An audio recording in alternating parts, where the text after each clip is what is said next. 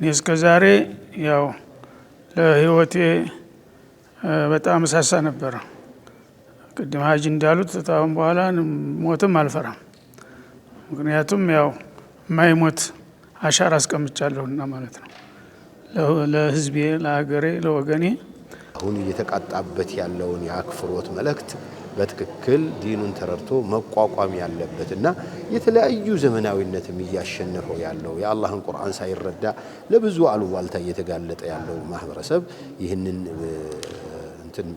መጠቀሚያ በመጠቀም ይህንን ፕሮግራም በመጠቀም ብዙ ህይወትን ሊያስተካክል ይችላል።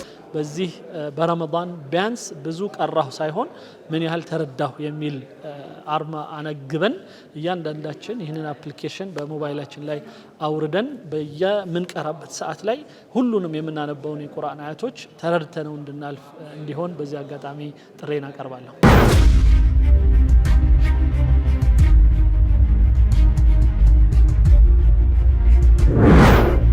السلام عليكم ورحمة الله وبركاته.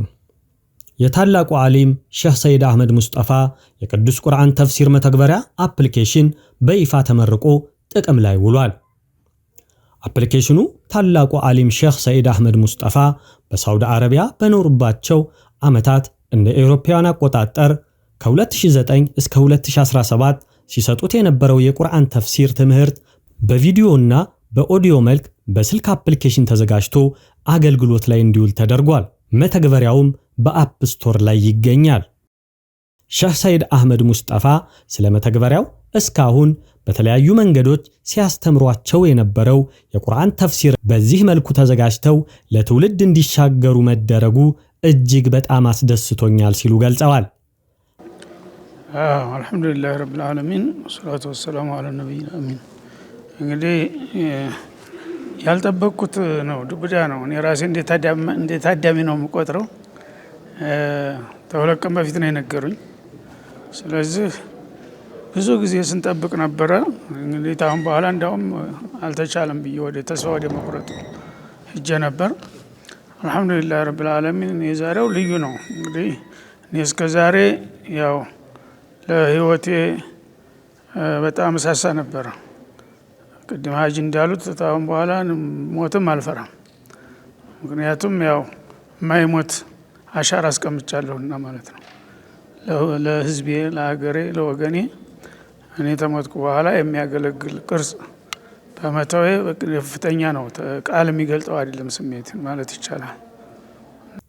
ባለፉት 2 ዓመታት በጤና ማጣት ምክንያት ከብዙ ነገር ርቀው እንደነበር የገለጹት ሼህ ሰዒድ አህመድ ሙስጠፋ አላህ ሁለተኛ እድል የሰጠኝ ይህንን ሊያሳየኝ ነው ሲሉም ደስታቸውን ገልጸዋል።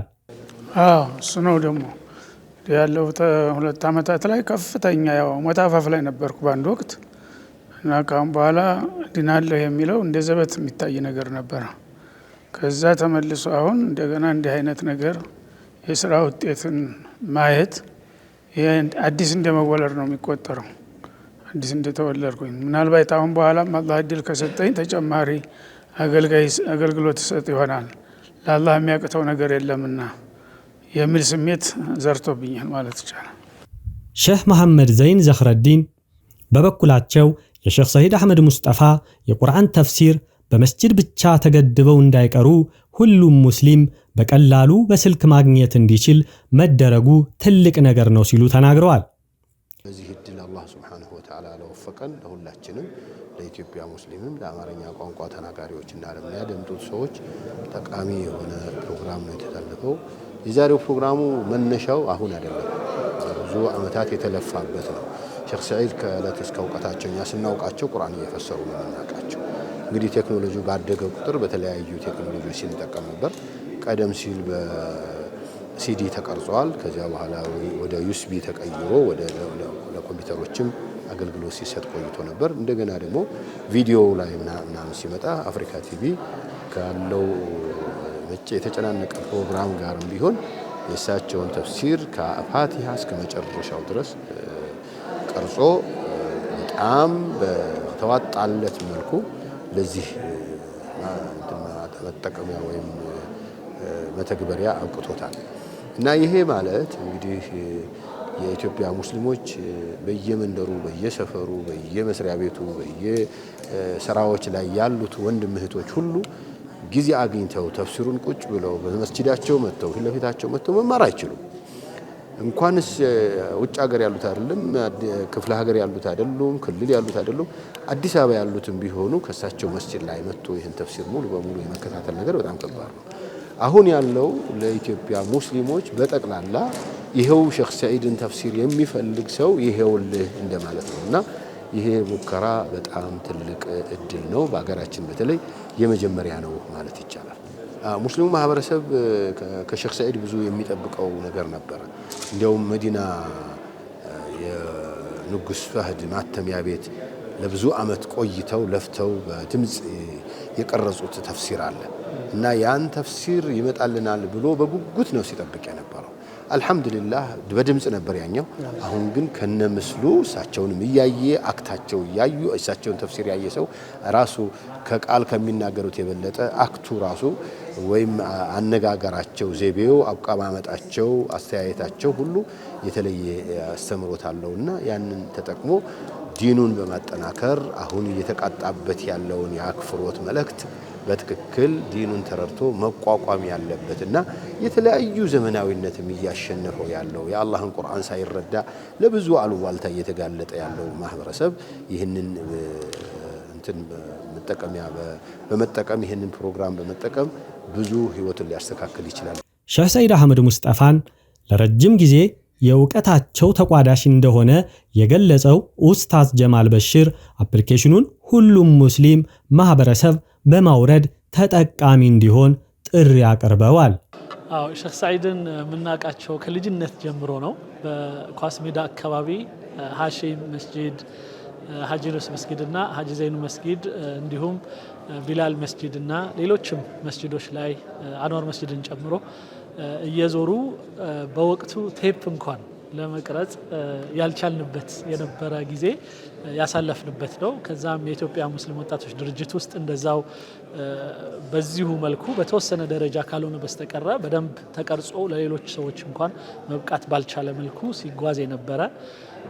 ሌላ በጣም ከሳቸው በጣም ማስታወሰው ጉዳይ መካ ተሰደው የመጀመሪያ በሄዱበት ጊዜ በዛ ሙቀት በመካ ሙቀት የኤሲዩ ድምጽ እንዳይገባ ተብሎ በቴፕ በኖርማል ቴፕ እያንዳንዱ ካሴት 120 ደቂቃ እስከ 300 ድረስ ካሴት የቀረጹበት ጊዜ ያስታውሳል። 2 አመት ወይ 3 አመት የፈጀ ይመስለኛል።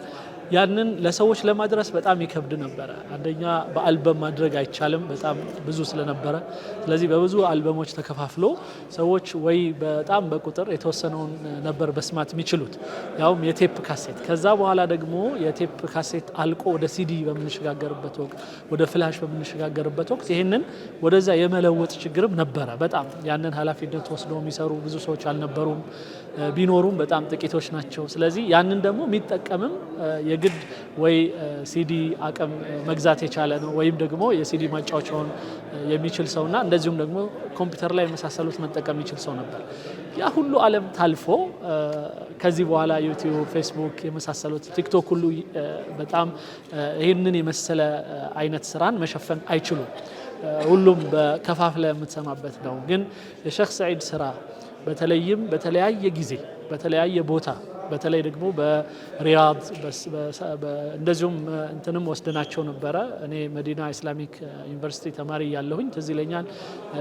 ከፋቲሃ እስከ ጁዝ አማ ሙሉን እንዲቀረጽ ብሎ 10 ከተቀረጸ በኋላ በተለያየ የቴክኒክ ችግሮች ምክንያትም ለሰው ሳይበቃ ቀርቷል።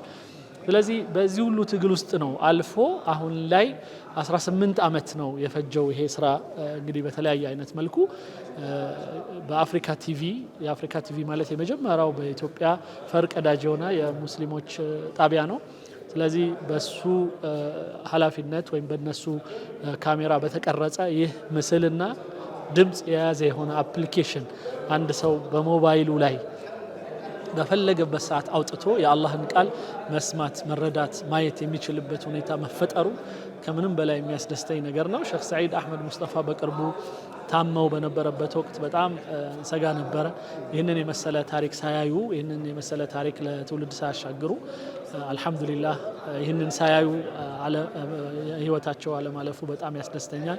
ስለዚህ አላህ ይህንን ሁኔታ ስላመቻቸልን ሁላችንም ደስተኛ መሆን ብቻ አይደለም ቁርአንን መረዳት የሚያስፈልገን ስለሆነ የህይወታችን መርህ ስለሆነ በዚህ በረመዳን ቢያንስ ብዙ ቀራሁ ሳይሆን ምን ያህል ተረዳሁ የሚል አርማ አነግበን እያንዳንዳችን ይህንን አፕሊኬሽን በሞባይላችን ላይ አውርደን በየምንቀራበት ሰዓት ላይ ሁሉንም የምናነባውን የቁርአን አያቶች ተረድተነው እንድናልፍ እንዲሆን በዚህ አጋጣሚ ጥሬን አቀርባለሁ።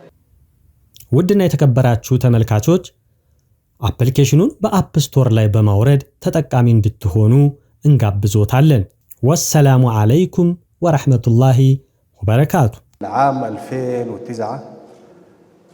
2009 ميلادي تقريبا 1429 بدأنا تسجيل تفسير ولا زلت أذكر ذاك اليوم كان أول يوم في التصوير تقريبا وبدأنا بسورة يوسف أنا أذكره كأنه بالأمس أيوة فكان يعني كلنا ما كنا نتوقع إنه الدرس يستمر 7 سنوات ويتسجل ويوثق ويبث في السوشيال ميديا وفي التلفزيون وما شاء الله اليوم ها هو نراه بالتطبيق يعني يتطور وممكن بعد 10 سنوات كمان نراه في شيء آخر وقد يضاف يمكن في الذكاء الاصطناعي أو في غيره وهذه يعني أولا طبعا فضل من الله عز وجل. في مارس أيضا ندرس. نعم يعني ما شاء الله تبارك الله هذا توفيق من ربنا في الأول وأيضا يعني إخلاص مشايخنا وتفانيهم ويعني حبهم لدينهم ولشعبهم هذا كان أفضل شيء يعني يدعم البرنامج ويستمر إلى هذا اليوم والحمد لله أنا أرى نفسي إنه يعني ربنا يعني خصاني يعني أو يعني ميزة أو أكرمني الله يعني بفضل الله ومنته إنه كنت واحد من هذا المشروع العظيم الحمد لله وصلى الله سبحانه وتعالى أن يجعل ذلك يعني لوجهه الكريم وجزاكم الله خير وبارك الله فيكم السلام عليكم ወንድማችን መሐመድ አሚን ሲለው የነበረው በ2009 ነው የመጀመሪያ ተፍሲራቸውን መቅረጽ የጀመርኩት እና በሱረት ዩሱፍ ነበር የጀመርኩት ይላል። ይሄን ማስታወስ ራሱ በጣም የሚገርም ነው። አሁን 2025 ላይ ነው ያለነው ግን በ2009 ጀምር ያለው ነገር በጣም የሚገርም ነው እና ይህንን ፕሮግራም በፊት በቪዲዮ ብቻ በቻናል ብቻ የሚታይ የነበረው አሁን ፌስቡክ መጣ፣ ዩቲዩብ መጣ፣ ቲክቶክ መጣ። አሁን ደግሞ እንደዚህ አፕሊኬሽን መጥቶ በየኪሳችን ሞባይል መጣ። ወደፊት ደግሞ ምን ይመጣ ይሆናል እያለ ነው ሁሉም ላይ ሊደርስ ግን እንመኛለን ሲል እኔ ምን ጨመርኩለት አሁን ሰዎች ማርስ ላይ ይኖራለን እያሉ ስለሆነ እዛም ሲሄዱ አሳደን እንሰጣቸዋለን ኢንሻአላህ። ሰላም አለይኩም ወራህመቱላህ